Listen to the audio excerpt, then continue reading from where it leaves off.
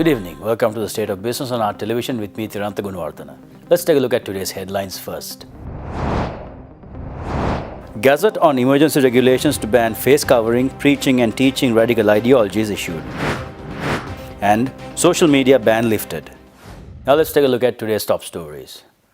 President Maithripala Sirisena has issued the Gazette notification amending the emergency regulations to include the ban on garments covering the face. Amendments to the emergency regulations made by the President under Section 5 of the Public Security Ordinance, Chapter 40 says, "No person shall wear in any public place any garment, clothing or such other material concealing the full face, which will in any manner cause any hindrance to the identification of a person." The definition of full face includes the whole face of a person including the ears. Public place includes any public road, any public building, any enclosed or open area, any vehicle or any other mode of transportation, while public road includes any roadway over a public bridge, any pavement, drain, embankment or ditch belonging to or appertaining to a public road. The President has also amended the emergency regulations to include the prohibition to engage in religious, extremist or radical ideologies. President Maithripala Sirisena has informed the Telecommunications Regulatory Commission to lift the ban on social media with immediate effect, which was imposed in the aftermath of the Easter Sunday terror attacks. Issuing a press release, the Department of Government Information stated that the ban on WhatsApp, Viber and YouTube has been lifted accordingly. However, the general public has been urged to be responsible in sharing information via social media. The police and the security forces will continue to take legal action against those who circulate false information that will create disturbance or panic amongst the general public. Under the emergency regulations, anyone who is found guilty of committing such offences may be imprisoned for up to 3 to 5 years. Issuing a statement, the Foreign Ministry of Sri Lanka states that as of 5 p.m. yesterday, the number of foreign nationals who have been identified as killed in the Easter Sunday attacks is 42.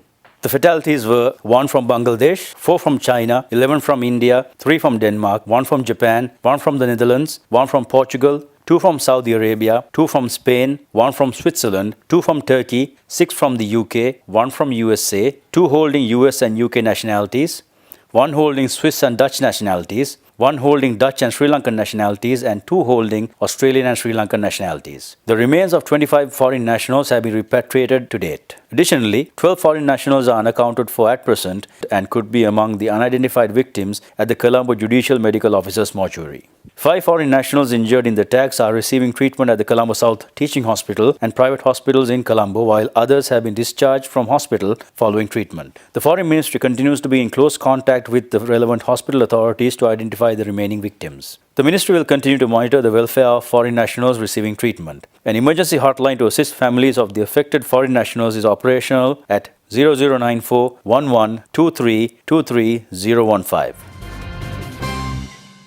The Met Department states that the cyclonic storm Foni, which is over Southeast Bay of Bengal to the east of Sri Lanka, is currently about 640 kilometers northeast of Trincomalee and is likely to intensify further into a very severe cyclonic storm in the next 12 hours and is likely to intensify furthermore and move northwestward towards the Odisha coast in India. Cloudy skies, strong winds and showery conditions are expected over the island and surrounding sea areas. Strong winds up to 60 km an hour can be expected over the island, particularly in the central hill areas, northern, north-central Uva and southern provinces, and in the Puttalam, Trincomalee and Ampara districts. Showers or thundershowers will occur at times over most parts of the island, with very heavy falls of above 150 mm expected at some places in the eastern, Uva, Sabaragamuwa, central, southern, western and northwestern provinces, and in the Mannar district, and also heavy falls of about 100 mm is likely at some places elsewhere.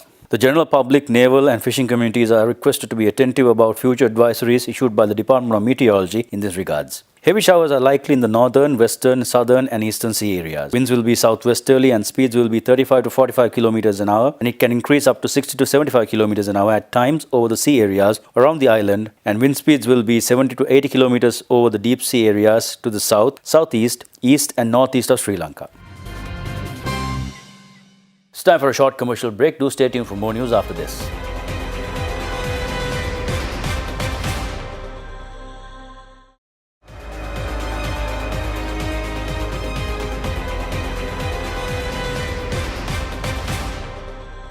Welcome back.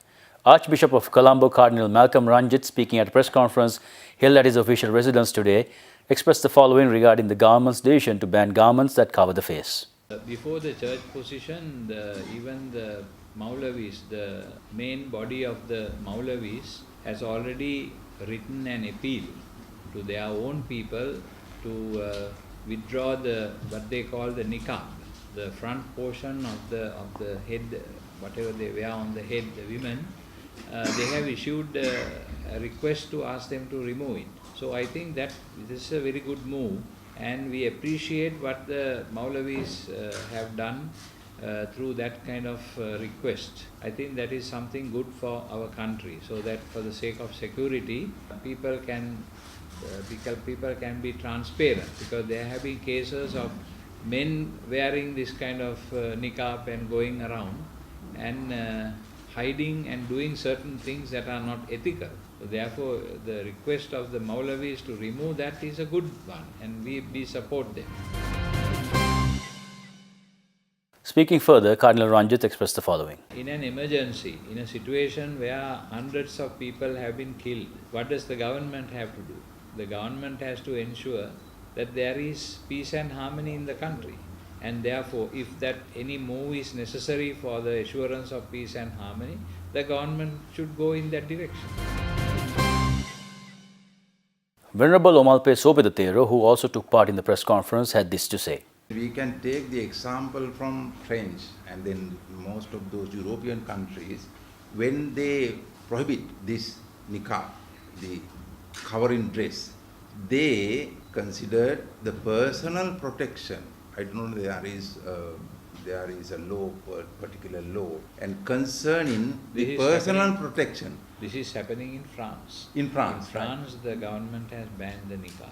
Yeah, then I must know who is sitting nearby me. It is my right. I have a full right to understand who is with me, who is in my vehicle. When I enter a bus, public bus, even I am having a right, full right, whom I am with, who is around me. It is considering one's own protection. So we have to respect. Stocks ended in the green today. More on that after this short commercial break.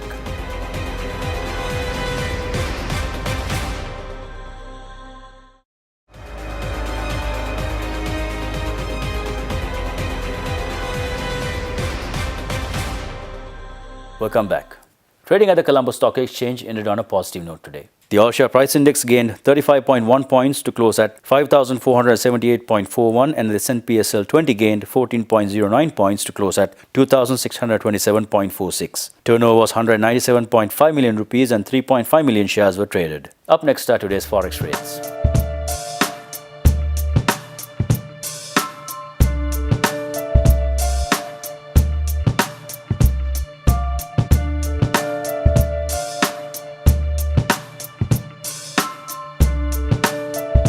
That's all the news we have for you today. Do join us tomorrow at the same time for more of the very latest. Until then, take care. Good night.